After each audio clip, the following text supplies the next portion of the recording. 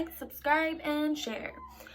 Today I'm going to be talking about my recovery from drug addiction. And it's not something I'm very open about because it literally destroyed my whole life.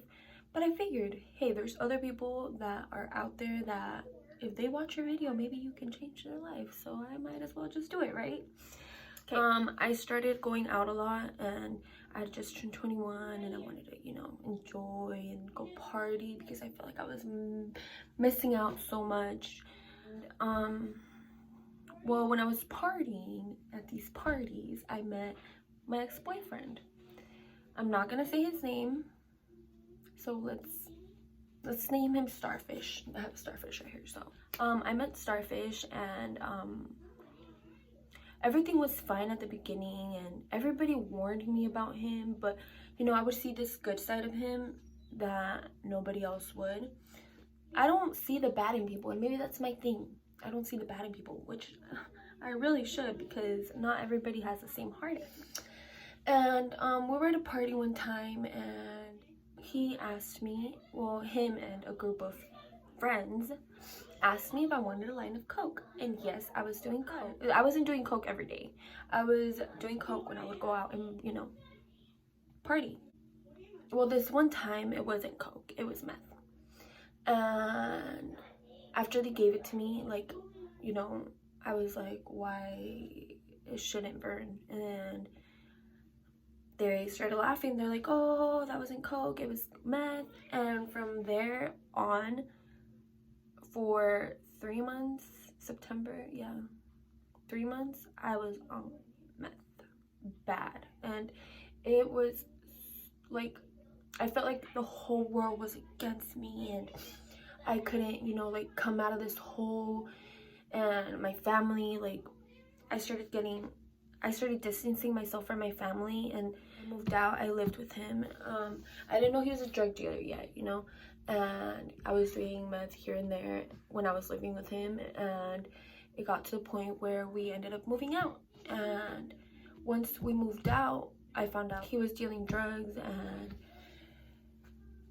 we moved into a studio. And in this studio, it was probably as big as, it wasn't that big. It wasn't that big.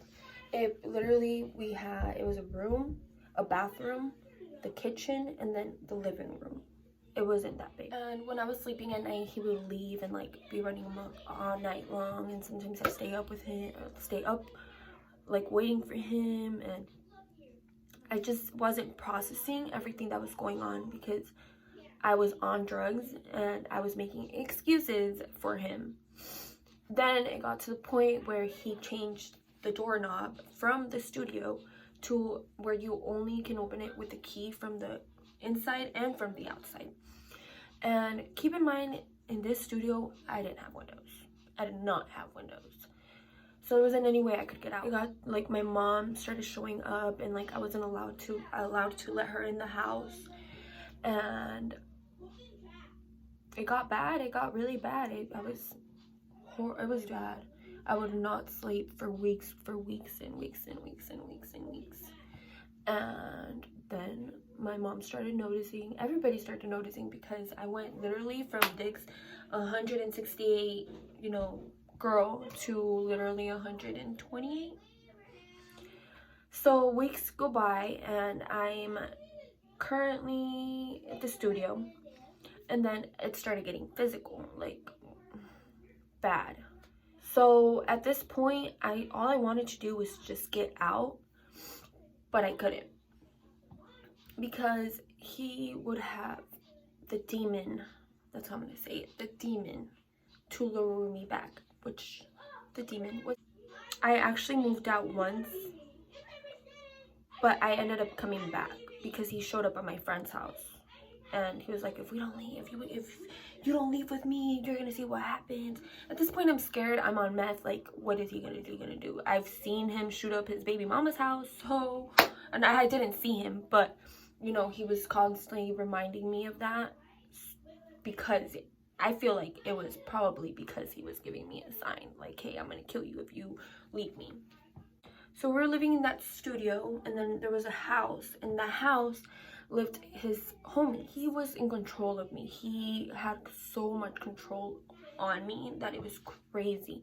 Nobody could look at me. I couldn't look at nobody. Like, so we ended up moving into the house because the friends told him, they saw that he would lock me in the house and stuff, like, so they told him, well, why don't you guys just, since you guys have a bigger family, why don't you guys just move into the house and, you know, we'll get the studio, because it was 2 people and the house 2 stories. And yeah, so I leave. He's like, he explains to me that he got this house and he's gonna change and we're gonna lay off the drugs and all that. So what do? I believe him. I say, okay, I'm gonna come back. A few days go by, you know, I didn't see any, like, he would stay home and stuff. So I really thought he was changing. Then I wake up again and the doors have locks again. All the doors, the front door and the back door, have locks so that I can't get out. You know what? I just started doing drugs again. I was 3 days sober and I started again, and he had cameras in the house, like, that he could talk through. This sounds so ridiculous. Like, I cannot believe I put myself and my kids in that situation.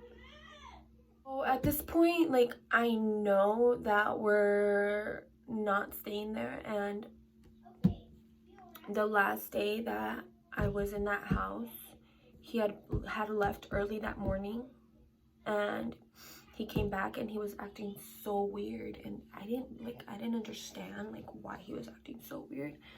And then he had brought another female into my house, and then the 3rd day I was just like, what the fuck are you doing here, Jazz? Like, what the fuck? He ended up leaving to go pick up his girls, and they didn't live that far, so I just don't understand. It's God's timing.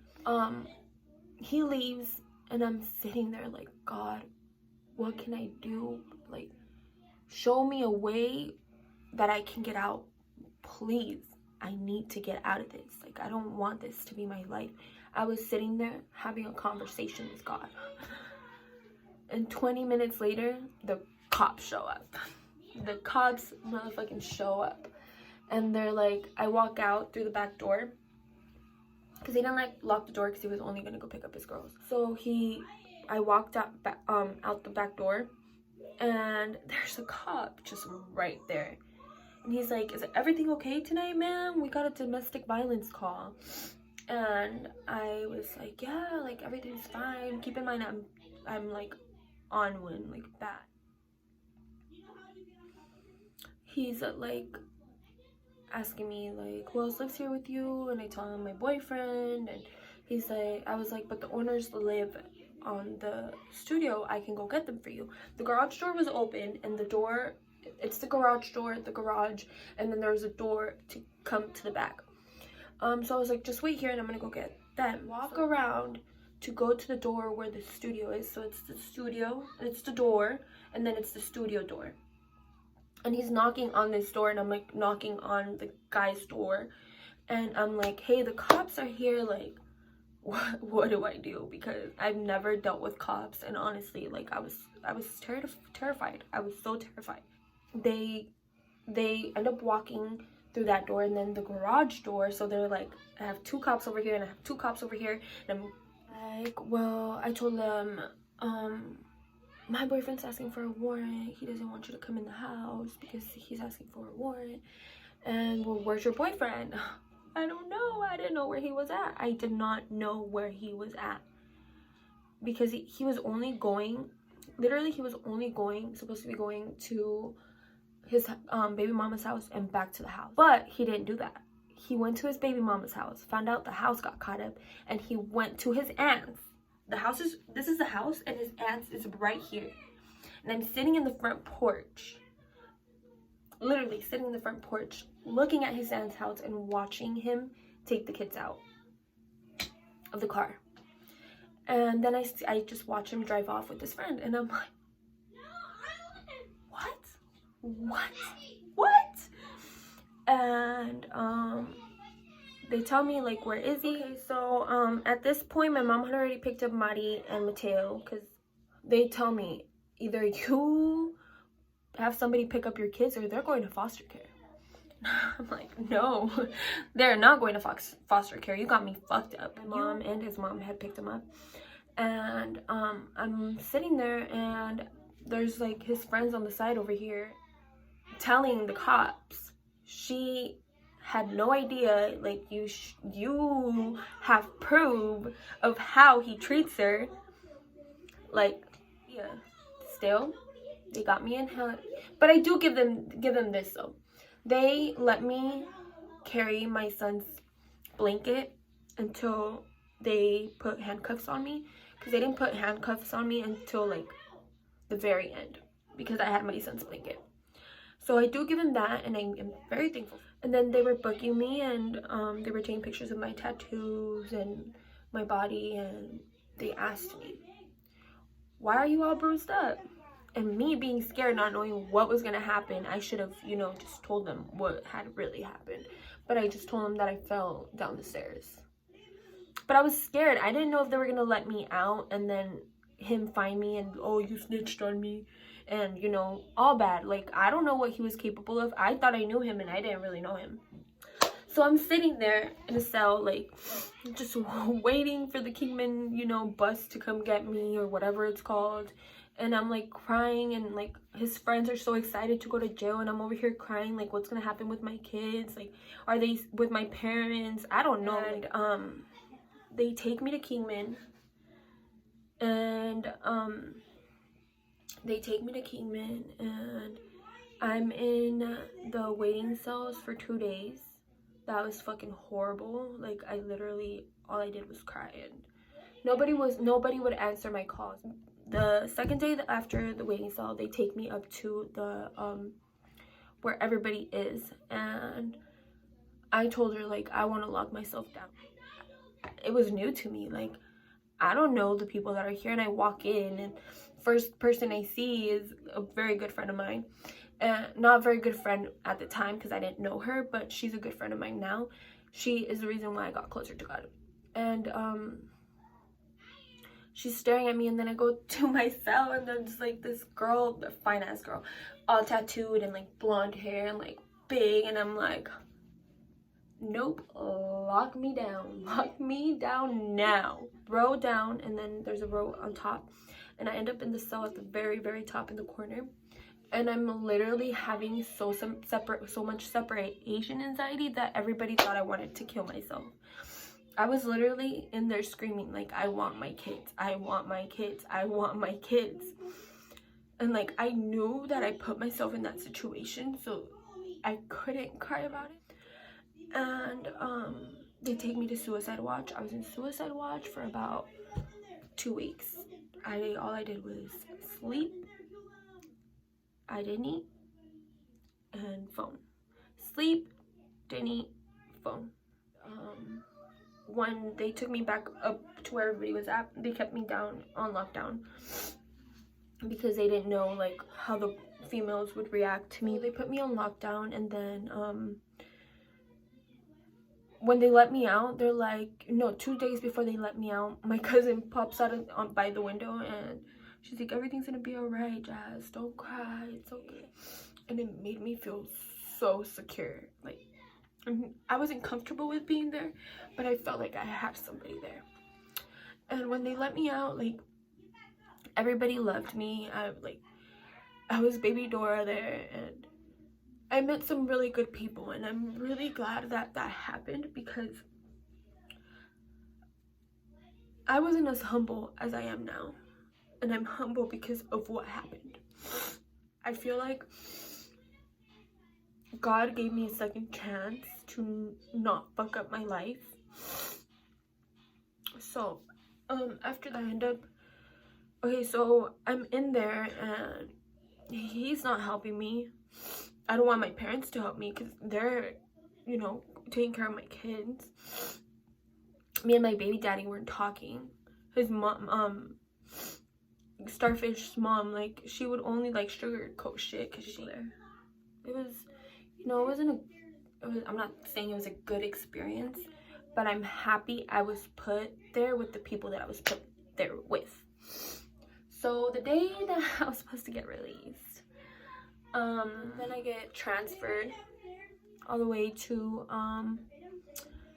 by what is it called, Utah, over by Utah. I'm there for a month, and that shit was horrible. Like, it wasn't horrible because I could work and stuff, but it was just like I was so away from my kids. Another thing I would do, I would send pictures to the kids of drawings or like letters, and I would tell them that I was at the moon. And Jazzy would go outside and like look at the moon and say, oh, my mommy's working up there, grandpa. Crazy. It's definitely a situation that I never thought I could get out of.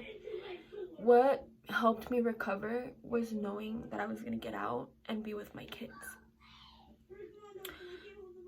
God helped me recover. God and my kids and the support that my friends and my dad has given me. My mom was supporting me, but when I got out, after my baby daddy took the girls, because he got custody of them, he took the girls, and it was so hard sitting in a house where for 3 years there was always, you know, more kids, not just Mateo. And it's gonna sound so fucked up, but it was really hard being there just with Mateo and not having my girls. Like, anybody who knows me knows the hell I was going through. So, left Mateo with my dad, and I started running amok again. It was worse the second time. I would like literally sleep in a car or on my friend's couch all the time. Being that I had a house that I couldn't be at because it was too hard to be there without my girls. It was just too hard. And then like after like I got to 97 pounds, I met up with a really close friend of mine, and she told me, Jazz, this is not the plan God has for you. You know better. You have kids that need you, and you're fucking up. And her and my other friend wanted to get me a ticket, but then this whole thing happened with the system, and my aunt ended up getting me a ticket, and I got out of the hole that I was in. And I'm happy I did, because I probably would have never realized what the hell I was doing to myself and to my kids.